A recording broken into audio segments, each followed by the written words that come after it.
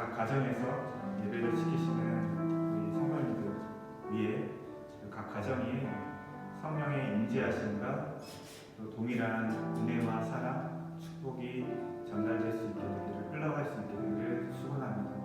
제가 말씀 전하기 전에 짧게 기도하겠습니다. 하나님 감사합니다.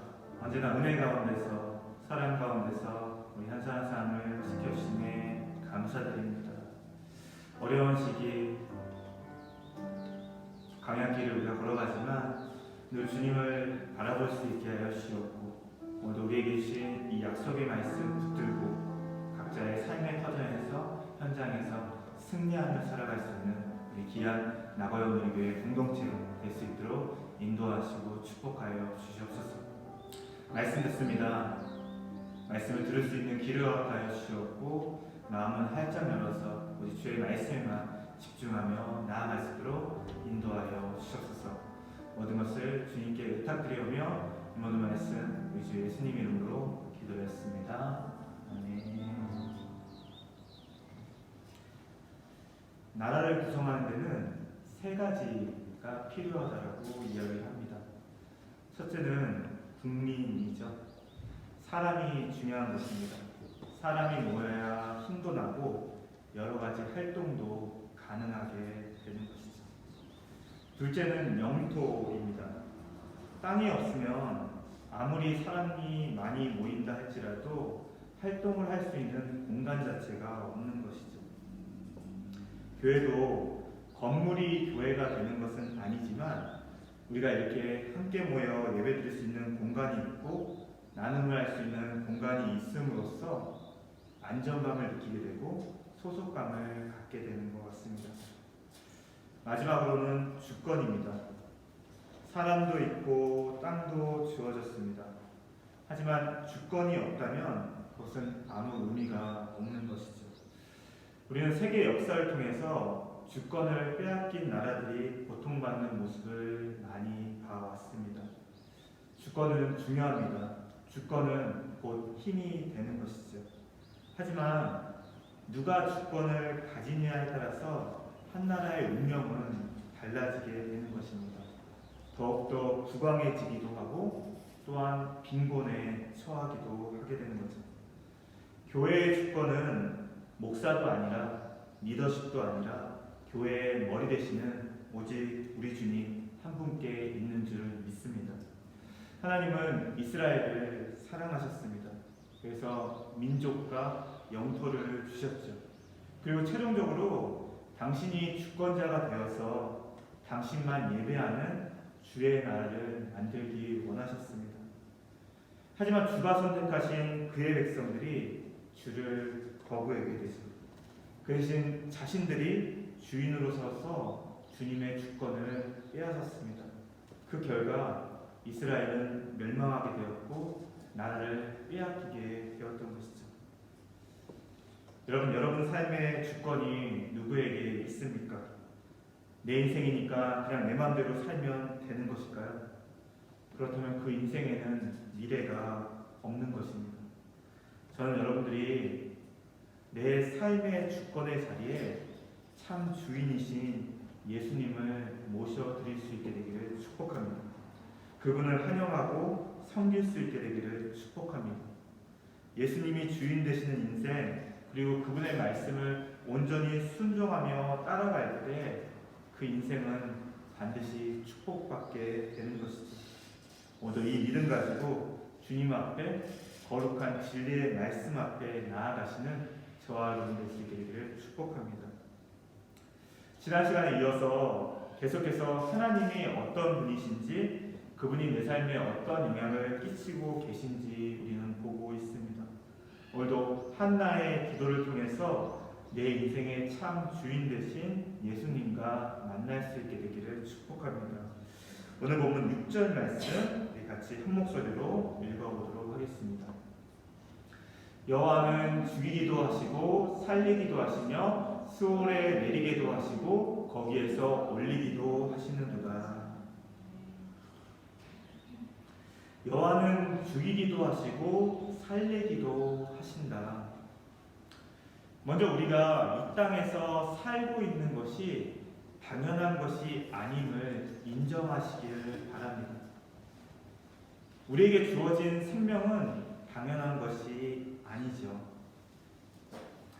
얼마 전 안타까운 소식이 들렸습니다. 미국 프로농구 NBA죠. 스타였던 코비 브라이언트가 갑작스런 죽음을 맞이하게 되었죠. 농구를 잘 모르시는 분들도 마이클 조단이란 이름 한 번은 들어보셨을 거예요. 최고의 실력을 가졌던 농구 황제라고 불렸던 선수였습니다. 이 마이클 조단이 만약 1대1로 내가 코비 브라이언트와 붙게 되면 자신도 승부를 장담할 수 없다고 칭찬했던 선수였습니다. 수많은 팬이 있었고요. 우리가 상상할 수 없는 인기와 명예, 부를 가졌던 선수였습니다. 근데 단 41세의 나이로 갑작스런 비행기 사고로 인해서 목숨을 잃게 되었죠. 그는 그의 죽음을 예상할 수 있었을까요? 그리고 그것에 대해서 준비할 수 있는 충분한 시간적 여유가 있었을까요? 아무도 자신의 죽음을 예상할 수 없는 것입니다. 우리가 태어나서 여태까지 성장한 과거는 알 수 있지만 미래는, 지금 이후의 시간도 우리는 알 수가 없는 것입니다. 그것을 이용해서 수많은 점쟁이들이 미래를 예상할 수 있다고 하지만 그것은 다 거짓말인 것이죠. 하지만 아직도 많은 사람들이 미래에 대한 불안과 염려를 가지고 그들의 허망한 말에 의지하고 귀 기울이고 있는 모습을 보게 됩니다. 어리석은 인간의 모습인 것이죠. 그리고 우리 인간의 연약함을 있는 그대로 나타내주고 있다라고 생각되어집니다. 예전 일인데요. 하루는 제가 근처 목욕탕을 가게 됐습니다. 근데 잘 알지 못하는 분인데 갑자기 말을 걸어오는 거예요. 그리고 이분이 당신의 이야기를 하시는 겁니다. 실은 이분은 대학을 졸업하고 유명한 회사의 엔지니어로 들어가게 됩니다. 성공을 향해서 달려나가는 삶을 살았던 거죠. 근데 하루는 몸이 좀 이상하다고 생각해서 병원을 찾아가게 됩니다. 그리고 의사 선생님으로부터 당신은 앞으로 10년도 살지 못할 것이라는 너무나 충격적인 얘기를 듣게 되는 거죠. 당시 이분의 나이가 40이었다라고 합니다. 후에 이분은 자신이 좋아하는 음식이 아니라 먹어야 할 음식, 꼭 좋은 음식을 먹으면서 음식 관리를 했습니다. 그리고 열심히 운동도 했죠. 일도 그만두지 않고 최선을 다해서 자신이 체력이 허락되는 한까지 열심히 일했다라고 합니다. 지금 자신의 나이가 70이 넘었다라고 이야기하시면서 아직도 건강하다라고 말씀을 하셨습니다. 마지막으로 제게 의사분들에게 죄송하지만 의사 말 있는 그대로 믿지 말라고 당부하시더군요. 여러분, 이분이 운동을 했기에 그리고 음식 관리를 했기에 물론 그것이 어느 정도 도움이 되었겠지만 순순히 그것 때문에 이분의 생명이 연장되었다라고 말할 수 있을까요? 세상에는 건강을 위해서 남들보다 노력하지만 그것과는 별개로 남들보다 먼저 이 세상과 이별하시는 분들도 우리 주변에는 있습니다. 결국 무엇을 말하는 건가요? 우리의 생명을 주관하시는 분이 내가 아니라 주님이시다라는 거죠. 저는 일본에 와서 매년 국가에서 해주는 건강 검진을 받고 있습니다. 이제 최근 2년 사이에 매년 건강 검진 후에 좀 더 정밀 검사가 필요하다는 진단을 받았어요. 그래서 뜻하지 않게 매년 내시경 검사를 받고 있습니다. 지금까지 별다른 이상은 없었지만 그것이 2년 연속 되풀이되다 보니까 저도 한 번도 해보지 않았던 제 건강에 대해서 막연히 걱정이 생겨나게 된 것입니다. 근데 어떤 의미로 이런 걱정이 얼마나 내게 도움이 될까, 의미가 있을까라는 생각을 해보게 됩니다. 오해하시면 안 됩니다. 건강관리를 제대로 하는 것이 의미가 없다라는 것이 아니라 저도 나름대로 음식을 가려 먹고 운동도 하려고 노력합니다. 하지만 제 생명에 대한 주권은 주님이 갖고 계시다는 믿음에는 다름이 없는 것이죠. 그래서 지금 제게 생명이 주어졌을 때 주님이 제게 주신 역할, 사명에 최선을 다하며 살아야겠다는 결단을 하게 되는 것입니다. 성경을 보게 되면 때, 시간에 대해서 언급한 표현을 많이 보게 되죠. 모든 것에는 때가 있다는 것입니다. 다시 말하면 모든 것에는 하나님의 때, 카이로스의 타임이 있다는 것이죠. 저는 하나님이 코비 브라이언트를, 유명 스포츠 선수를 데려가신 것이 그가 이 땅에서 충분히 축복을 누렸으니까 더 이상 누릴 복이 없으니까 그를 데려가셨다라고 생각하지 않아요. 그는 더 살 수 있었어요. 하지만 그에게도 때가 있었다라는 거죠. 그리고 남겨진 자, 저와 여러분이 있을 수 있고요.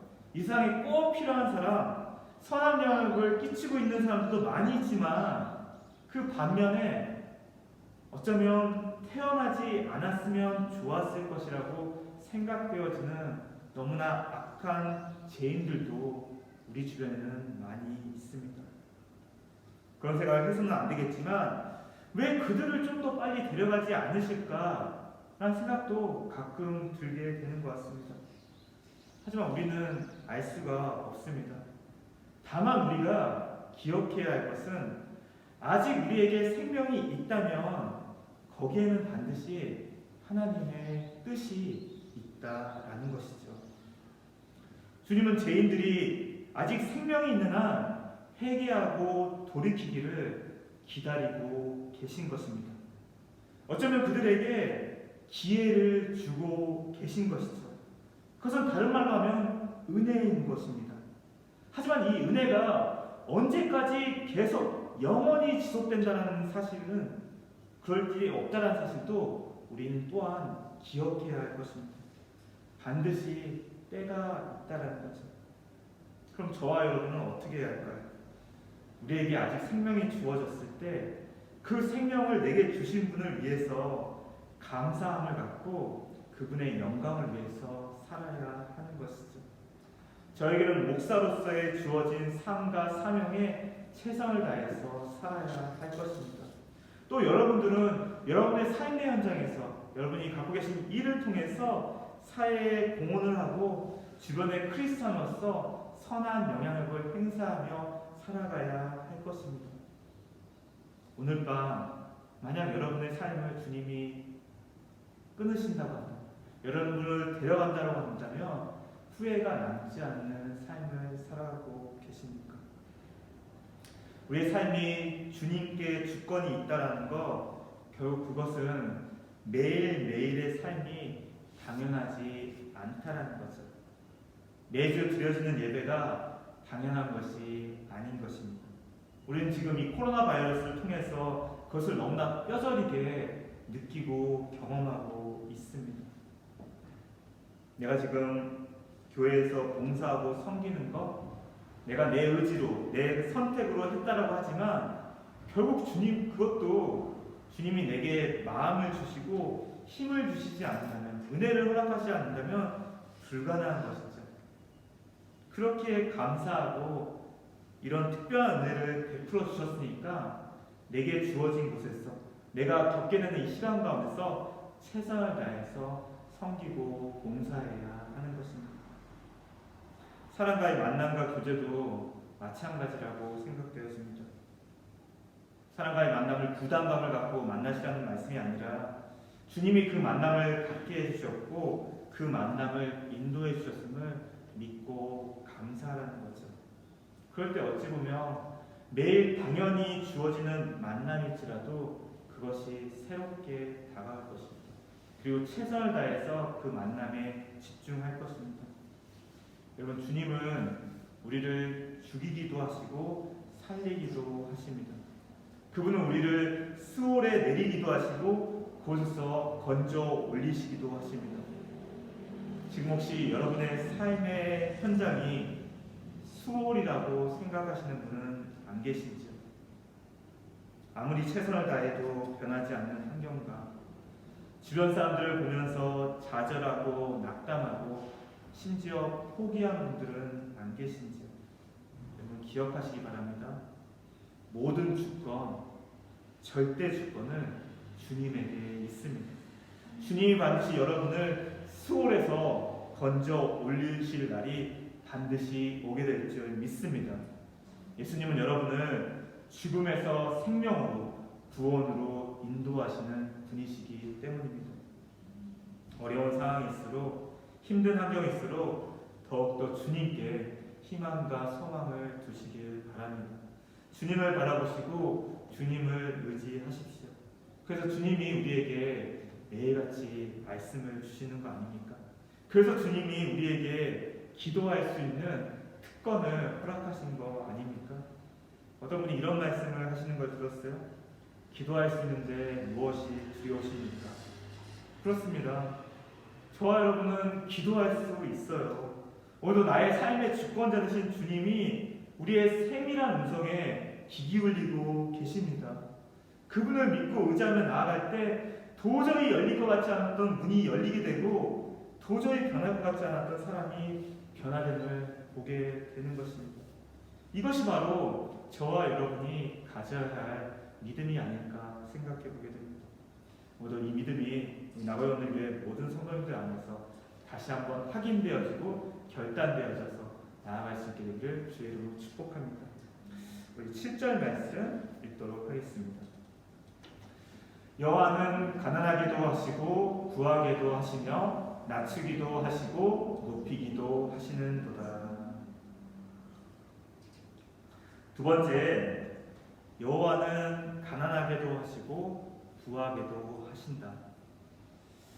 여러분 살면서 현실적으로 비참함을 느낄 때가 언제셨나요? 내 호주머니에 돈이 없을 때, 직업을 폈는데 돈이 없을 때 아니었나요? 평소 때는 먹고 싶은 것이 생각이 안 나더라도 꼭 돈이 없을 때는 먹고 싶은 것이 너무나 많이 생각나지는 거예요. 정말 먹고 싶은 거예요. 그것이 저와 여러분의 모습은 아닌지 모르겠습니다. 저는 일본에 어학연수생으로 처음 오게 됐습니다. 일본어 학교에 다닐 학비는 부모님이 도와주셨는데 생활비는 어떻게든 제 힘으로 살고 싶었어요. 제가 생각하기에는 일본은 아르바이트를 구할 수 있으니까 아르바이트 자리를 구하기만 하면 그리 어렵지 않을 것이라고 생각했습니다. 근데 웬걸 이 아르바이트가 생각만큼 쉽게 구해지지를 않는 거예요. 수없이 면접을 봤는데도 연락이 오지 않는 것입니다. 점점 한국에서 가져온 생활비는 떨어져가고 정말 곤란했어요. 어려웠어요. 일본은 자판기의 천국입니다. 어디를 가든지 자판기에서 쉽게 음료수를 사 먹을 수 있죠. 하지만 이것도 어디까지나 돈이 있을 때의 이야기입니다.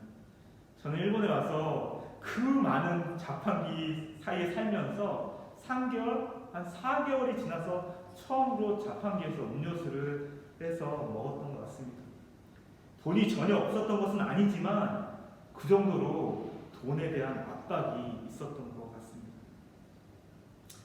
가끔 주변에서 목사님은 일본에서 제일 맛있게 먹은 것이 뭡니까? 라고 질문하십니다. 지금도 기억나는 것은 켄터키 프라이드 치킨입니다. 켄터키 프라이드 치킨이 그렇게 비싼 음식은 아니죠. 누구라도 간단히 사 드실 수 있는 음식입니다. 하지만 당시 저에게는 조금 가장해서 얘기하면 정말 생각할 수도 없는 음식이었어요. 그림의 떡이었어요. 늘 역전 앞에 켄터키 프라이드 집을 지나는데 그냥 바라만 봤을 존재였어요. 근데 아는 분의 초대로 아마 크리스마스 어떤 때로 기억납니다. 일본에서 크리스마스 때 켄터키 프라이드 치킨을 많이 먹는데 그분 집에 초대를 받아 가니까 켄터키 프라이드 치킨을 먹을 수 있었어요. 먹는데요 너무 맛있는 거예요. 지금도 저는 켄터키 프라이드 치킨을 먹을 때 그때 생각이 납니다. 그런데 그랬던 제가 그 가난했던 유학생이 그때로부터 20년이 지난 지금은 요전에도 한번 말씀드렸지만 외제차를 운전하고요. 한국이니까 도요타 외제차죠. 외제차를 운전하고요. 그리고 제가 먹고 싶은 것은 물론 사치는 하지 않지만 다 사 먹을 수 있게 되었습니다. 당시에 저로서는 이런 생활을 상상조차 할 수 없었어요. 그냥 저는 가난한 유학생이었어요. 하지만 주님의 은혜로 지금은 이렇게 일본에 살면서 제 직업을 가지고 그것도 주의 일을 하면서 이렇게 감사함으로 살아갈 수 있는 은혜를 허락해 주셨습니다. 결코 당연한 것은 없다라고 생각되어집니다. 제가 한 것이 아무것도 없기 때문입니다. 주님이 모든 것을 허락하여 주셨고 주님의 은혜 가운데서 제가 그것을 누리며 살아갈 수 있게 하신 것입니다. 그렇게 만약 주님이 이것을 제게서 가져가신다 할지라도 저는 주님 앞에 불평, 불만, 원망할 수 있는 권리와 자격은 없다라고 생각되어집니다. 왜냐하면 주신 분도 주님이시고 가져가시는 분도 주님이시기 때문이죠. 왜 우리는 삶 가운데 이렇게 많이 불평, 불만을 가지고 원망을 가질까 생각해 봤습니다. 역시 그 중심에는 내가 있는 거예요. 내가 주인인 거죠.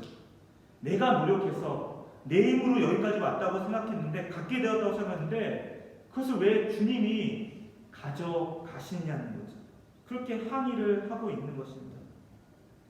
여러분, 주님이 우리를 가난하게도 하시고 부하게도 하신다는 사실 잊지 마시기 바랍니다.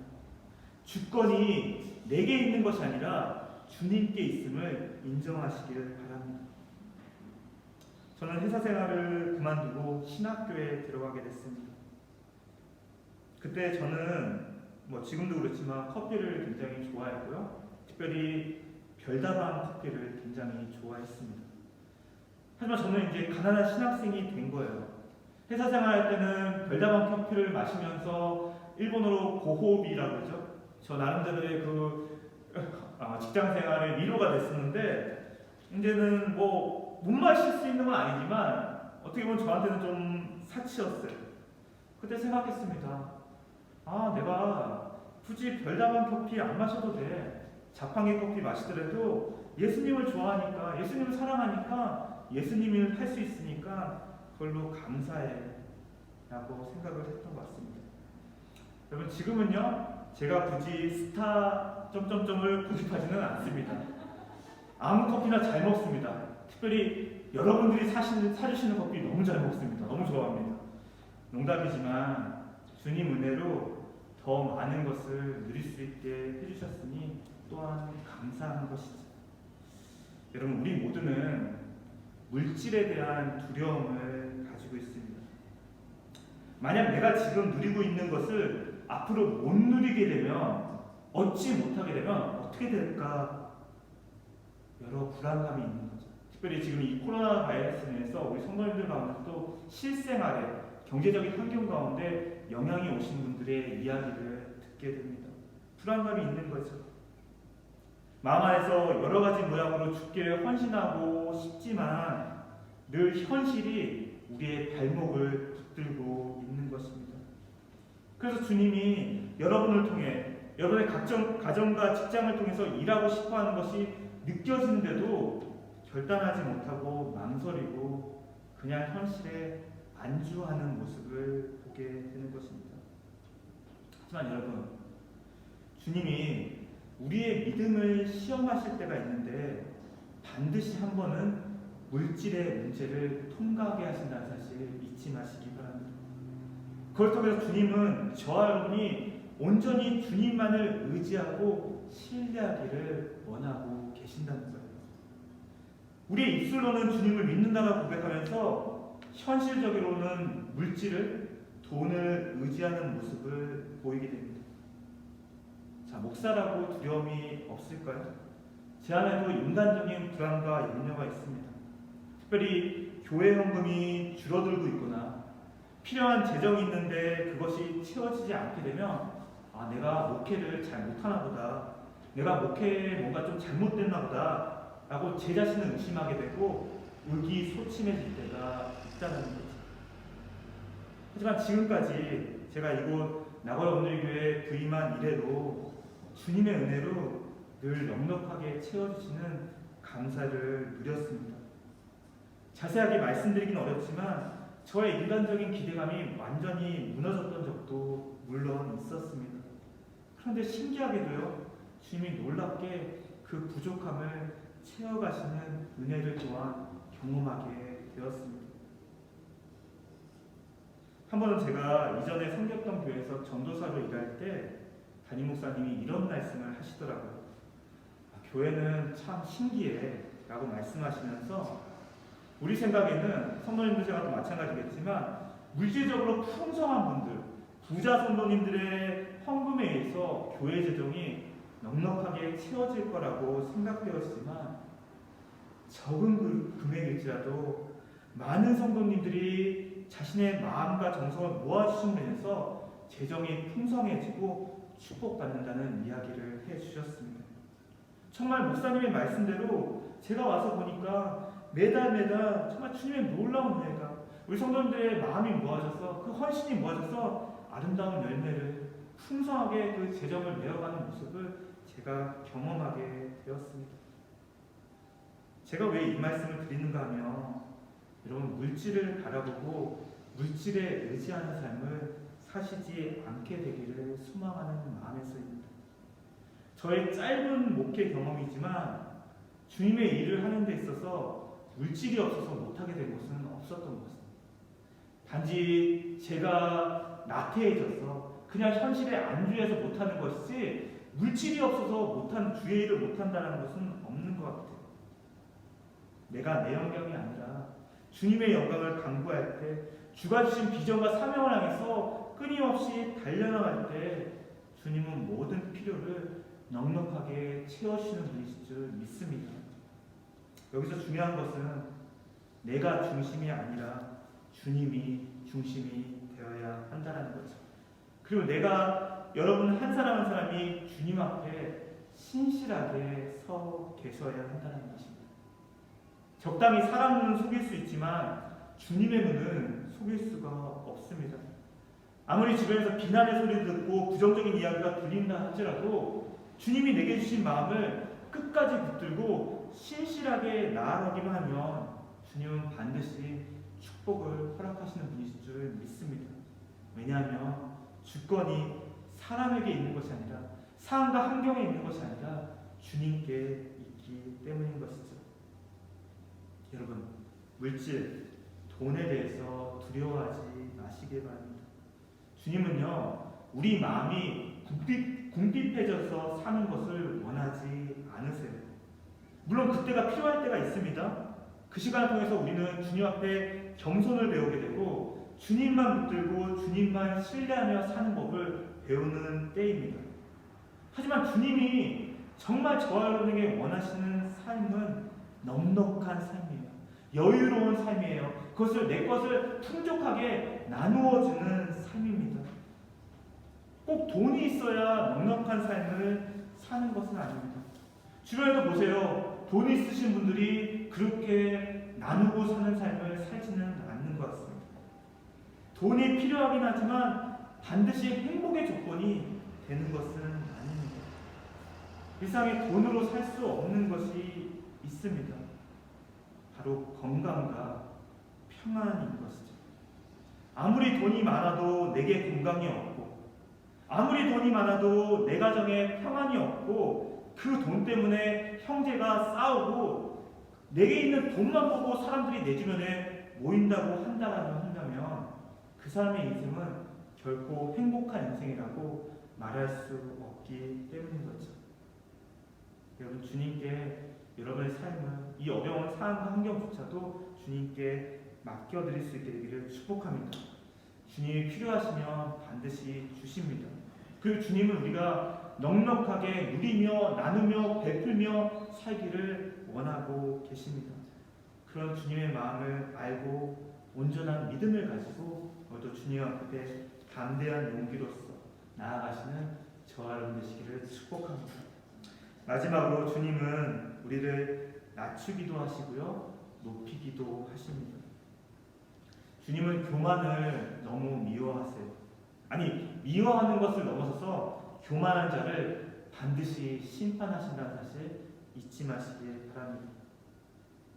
우리 안에 있는 가장 큰 사단의 공격과 유혹, 저는 그것이 내가 하나님이 되려 하는 생각이라고 생각합니다. 내가 하나님이 되는 것이 뭔가요? 결국 내가 주인된 인생을 살아가는 것이죠. 확실히 나를 창조하신 분이 계시고 나의 인생 가운데 그분의 이끄심이 보이는데도 불구하고 내가 그분을 철저히 무시하고 내 인생은 내 것이다 라는 생각을 누구나 다 갖게 되는 것이죠. 주변에서 자수성가 하신 분들을 보게 됩니다. 특별히 이민사회에서 보면요, 그렇게 그런 분들이 눈에 띄고 주목을 받는 모습을 보게 되죠. 물론 그분들의 삶의 이야기를 들으며 충분히 존경할 만합니다. 그 자리까지 가기까지 그분들의 노력과 고통, 인내의 시간을 무시할 수 없기 때문인 거죠. 하지만 만약 그분들 가운데 내가 여기까지 오기까지 순전히 내 노력만으로, 내 힘만으로만 오게 되었다 라고 생각한다고 한다면 그것은 오만한 생각이에요. 그것은 교만한 생각이에요. 생각해 보세요. 이 세상에 내 생각대로 되는 것이 있습니까? 내 생각대로 세상이 움직여주고 있습니까? 삶을 살다 보면 수많은 변수가 발생하게 됩니다. 내가 계획했지만, 내가 그것을 위해서 최선을 다했지만 반드시 내가 원하는 결과를 얻을 수 없게 되는 일이 너무나 많이 있는 거예요. 하지만 그럼에도 불구하고 그분의 삶 가운데 성공이 주어졌던 이유, 어쩌면 그분 주위에 남모르게 그분을 도왔던 누군가가 있을 수 있다는 거죠. 그리고 그분이 때를 잘 만났을 수도 있는 것입니다. 그러므로 하나님의 은혜가 아니면 그런 성공은 불가능했던 것이죠. 교만한 생각은 반드시 우리를 넘어지게 하는 것입니다. 성공하신 분들이 자주 이야기하죠. 올라가기는 어려워도 내려가기는 한순간이다. 내려가기는 너무나 쉬운 거예요. 여러분, 그러므로 오늘 내가 조금 올라간 위치에 있을 때 겸손해지시기를 축복합니다. 특별히 높은 자리에 있을 때, 많은 사람들이 나를 바라보고 있을 때 더욱더 자신을 낮추셔서 겸손해지실 수 있게 되기를 축복합니다. 더욱더 나를 손해보고 희생하실 수 있게 되기를 축복합니다. 그럴 때 주님은 여러분의 겸손을 사용하셔서 여러분을 주의 놀라운 일 가운데 사용하시는 줄 믿습니다. 인간관계에 있어서 교만한 사람과는 두 번 다시 만나고 싶지가 않습니다. 하지만 겸손하신 분들은 자연스레 그 사람 뒤에 사람들이 모이게 되는 것이죠. 자신이 스스로 자신을 드러내지 않아도 주변에서 그 사람을 알아주고 세워주게 되는 것입니다. 결국 무엇입니까? 주님에게 축복받는 사람이 주변 사람에게도 축복받게 되는 것이죠. 여러분, 나 스스로 자기 자신을 높이면 그 사람은 신뢰를 얻기가 어렵습니다. 하지만 주변에서요, 자신을 높여주면 권위도 생겨나게 되고 힘도 가질 수 있게 되는 것입니다. 전 나고연들계 성도님들이 각자의 삶의 터전 가운데 현장에서 자기 스스로가 자신을 높이는 분들이 아니라 주변에서 우리 성도님들을 알아주고 세워주고, 야, 역시 예수 믿는 사람들은 달라 라고 이야기할 수 있게 되기를 축복합니다. 겸손은요, 어디서든 인정받는 것이지만 교만은 어디에도 들어갈 자리가 없는 것입니다. 여러분 자신을 오늘 이 말씀의 거울에 비춰 보일 수 있게 되기를 소망합니다. 나는 주님 앞에서 정말 겸손한 사람인가? 그렇지 않으면 아직도 사람의 인정을 기대하고 사람 앞에 서기를 좋아하는 사람인가? 만약 교만이 모습이 있다면 회개하시길 바랍니다. 그리고 다시 원래의 자리로 돌아가실 수 있게 되기를 소망합니다. 코로나 바이러스 때문에 다들 힘들다라고 하지만 여러분 생각해보세요. 모든 것이 스탑된 상황이에요. 모든 것이 멈춰버렸습니다. 그러니까 정말 우리가 있어야 할 자리를 알게 되는 거예요. 코로나 바이러스 스타트고 인간들의 이기심이 멈춰버리니까 대기질, 공기가 굉장히 좋아지고요. 베네치아는 그 운하의 도시죠. 강물이 너무나 깨끗해지고요. 너무나 좋아진다는 거예요. 그리고 우리 성도님들 사이에서는 말씀을 본인 스스로 찾아서 읽게 되었다라는 고백을 하시는 겁니다. 그런 간증을 하시는 거예요. 그렇습니다. 우리가 정말 있어야 할 곳에 있었어야 했는데 너무나 삶이 바빠서 우선순위를 어디에 둘지 몰라서 방황하고 갈등하고 그냥 무조건 달리기만 했던 것이죠. 이제 스탑되었으니까 하나님이 강제로 우리에게 멈추라고 말씀하셨으니까 이제는 우리가 있어야 할 곳, 하나님 앞에 서야 할 차례인 것 줄 믿습니다. 하나님 앞에 서서 하나님의 말씀에 귀 기울여야 할 줄 믿습니다. 그리고 하나님과 이제는 교제하는 시간이 필요할 줄 믿습니다. 주님은 겸손한 자는 높여주시지만 교만한 자는 낮추십니다.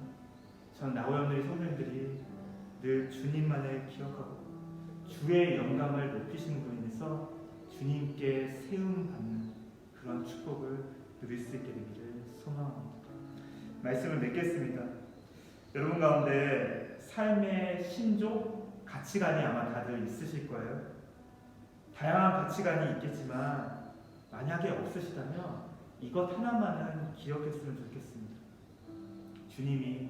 예수님이 내 인생의 주인이시다. 나는 그분의 선한 청지기다. 주인을 기쁘게 하는 것이 청지기의 몫입니다. 주님께 영광을 올려드리는 것이 청지기가 해야 할 몫입니다. 청지기는 불평, 불만을 해서는 안 됩니다. 그 대신 내가 섬기는 주님을 온전히 신뢰하며 믿음을 갖고 순종할 수 있게 되기를 축복합니다. 먼저 주님의 선한 청지기로서 기쁨 가운데, 먼저 주시는 그 은혜 가운데 감사하며, 정말 어려운 때지만 더욱더 우리가 의도적으로라도 밝게 웃으며 얼굴을 피며 정말 기쁜 얼굴로, 감사한 얼굴로 살아가시는 나바연에게 모든 성도님들 수 있게 되기를 주의 이름으로 축복합니다. 제가 기도하겠습니다. 하나님 감사합니다. 우리 성도님들 각자의 삶의 현장에서 지금도 고군분투 열심히 살아가고 계십니다. 우리 성도님들 한 가정 한 가정 주님 지켜보아하여 주시옵고, 특별히 이 어려운 때 환난의 광야 가운데서 더욱더 주님을 의지하고 주님을 소망함으로써 미처 깨닫지 못했던, 미처 발견하지 못했던 놀라운 은혜를 체험하는 시간 될 수 있도록 축복하여 주시옵소서.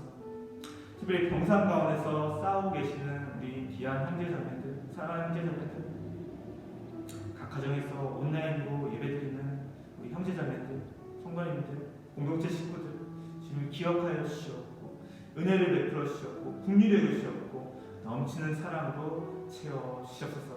이번 한 주도 이 말씀으로 승리하는 삶 살아갈 수 있도록 축복하여 주시옵소서. 모든 것을 주님께 부탁드리며 모든 말씀 우리 주 예수님 이름으로 기도드렸습니다. 아멘.